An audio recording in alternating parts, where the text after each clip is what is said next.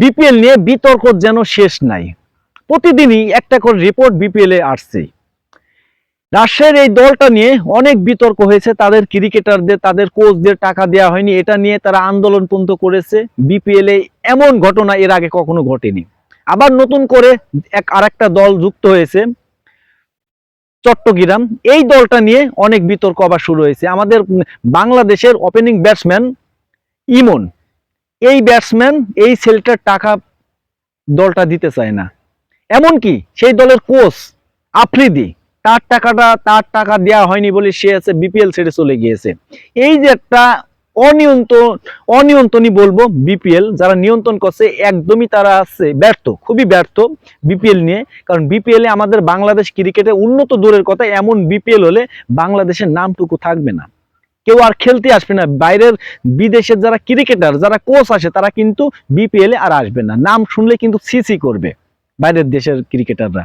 তো এমন যদি হয় বিপিএল, তো এমন বিপিএল আসলে দেওয়ার দরকার নাই।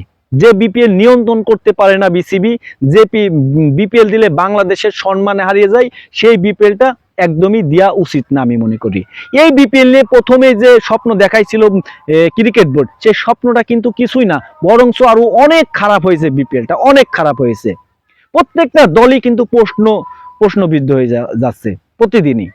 তো এইটা কিন্তু আগের থেকে নিয়ন্ত্রণ করার দরকার ছিল হার্ডভাবে, সেটা কিন্তু বিসিবি একদমই ব্যর্থ। এই ব্যর্থতার দায় আসলে পুরো বাংলাদেশকে এখন নিতে হচ্ছে। যখন বিশ্বের একটা বাইরের থেকে একটা আছে বিদেশি কোচ আছে, সে যখন বাইরে যায়, যখন প্রশ্ন চলছে, তখন কিন্তু বাংলাদেশের নামটাই কিন্তু আগে আসে। বাংলাদেশের নামটাই কিন্তু আগে আসে, সেই কোন দলে খেলেছে সেইটা না, বাংলাদেশের নামটাই আগে আসে।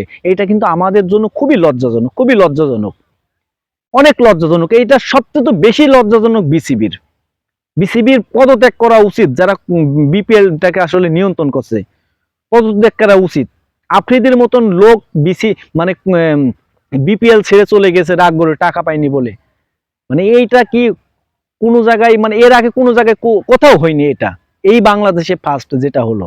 তো বিসিবি লজ্জা হওয়া উচিত, এখন পর্যন্ত আসলে লজ্জা হয় নাই, আর হবেও না।